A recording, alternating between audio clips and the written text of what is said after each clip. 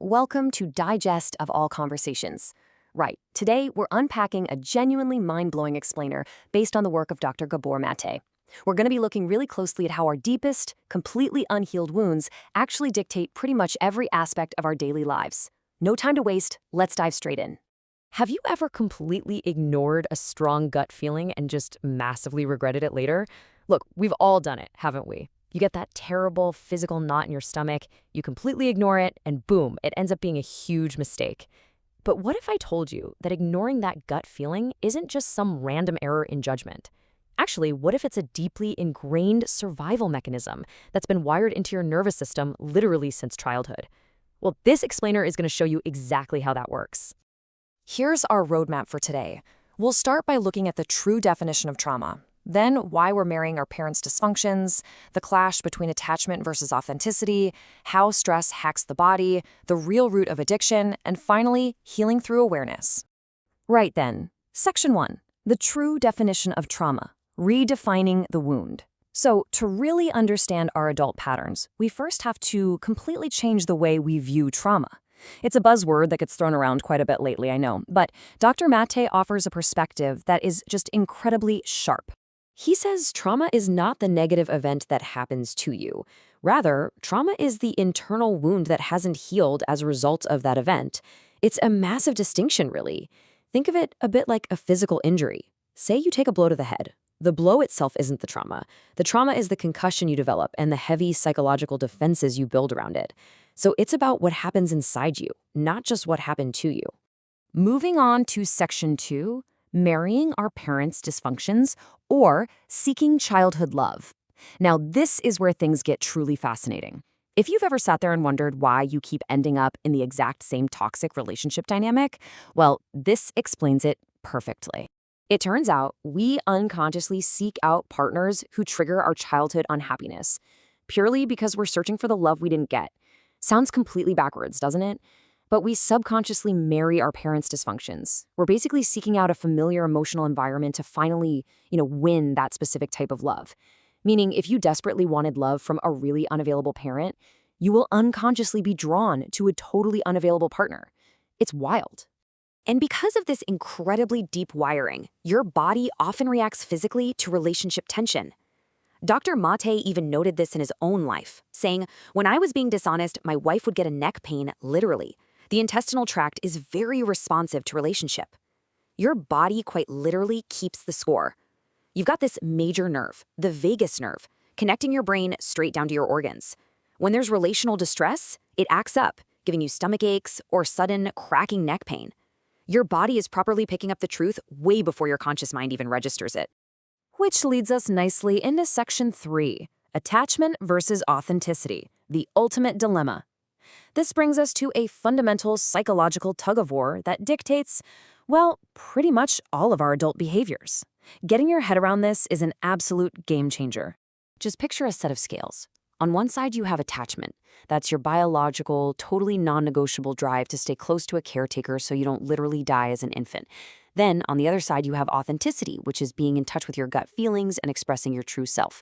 But here is the massive catch. When forced to choose between the two, say a parent is super stressed, angry, or unavailable, a child will always suppress their true self to survive. Without fail, attachment wins every single time. So, what's the actual cost of all that suppression once we reach adulthood? 4. A massive 10-year study involving 2,000 women revealed that unhappily married women who suppressed their true feelings just to keep the peace were 4 times more likely to die than those who actually expressed their anger. 4 times. The deadly issue there wasn't the marital unhappiness itself, it was the total crushing lack of authenticity. All right, Section 4. How stress hacks the body, the physical cost of suppression. Because that constant suppression, just to please others, creates a chronic, completely invisible stress that literally hacks our biology. Let's trace exactly how this whole shebang happens inside you. It goes like this. First, your hypothalamus detects a threat and acts as an alarm. Then it alerts the pituitary gland, which shoots a message over to the adrenal gland. Finally, cortisol and adrenaline are dumped right into your system. Now, this rapid physiological response is absolutely brilliant if you're running away from a tiger, right? But when this system is constantly triggered by, say, not being able to say no at work, or just feeling a total lack of control, it floods your body with hormones that cause chronic inflammation, immune suppression, and eventually really serious illness. Section 5, the root of addiction, soothing the pain. Okay, we've looked at the roots of trauma. Now let's take a look at the branches. How does this unhealed pain actually manifest out in the real world? Most commonly, it's addiction. But honestly, we need to completely rethink what that word actually means. See, we instantly recognize things like heroin and cocaine as addictions, obviously. But this actually expands to excessive working, shopping, eating, and, staring endlessly at your mobile phone. Why? Well, because the brain has internal opioid receptors that produce endorphins. There are natural painkillers and love chemicals. Whether it's a hard drug or just endless doom scrolling, addiction is simply a desperate attempt to artificially trigger the relief and the warmth that we completely lacked as kids. There is a quote from Dr. Matè that completely flips the script on this. Don't ask why the addiction, ask why the pain. Just let that sink in for a second. Addiction isn't a moral failing. It's not simply a genetic disease. It is an incredibly human search to soothe unresolved emotional agony. If we truly want to solve addiction, we absolutely have to address the trauma that caused the pain in the first place. Which brings us to our final part, Section 6, healing through awareness, pruning the branches. So the most crucial question of this entire explainer is this. If we've been running on this dodgy old childhood programming all this time, how on earth do we break the cycle and actually begin to heal? Well, the good news is healing doesn't require blaming your parents. What it does require is pure, unfiltered awareness. Step 1, start tuning into your physical body. Really notice that sudden tension or that heavy fatigue you get. Step 2, look at the very real impact of constantly saying yes when you actually mean no. I mean, it absolutely drains you, doesn't it? And step 3, discover the story behind it. Are you terrified of losing an opportunity? Are you scared of rejection? Consciously challenging that fear and finally learning to say no is the first real step to getting your authentic self back. And when you're in a relationship, you've got to remember this. Communicate your triggers because intimacy drives intimacy. Dr. Matè shares this brilliant story of feeling a massive childhood-level abandonment trigger at the age of 72, simply because his wife was a bit late picking him up at the airport. His immediate instinct was to just shut down entirely, but vulnerably communicating that fear instead acts as a lightning rod. It immediately dissolves the tension and actually brings you closer together.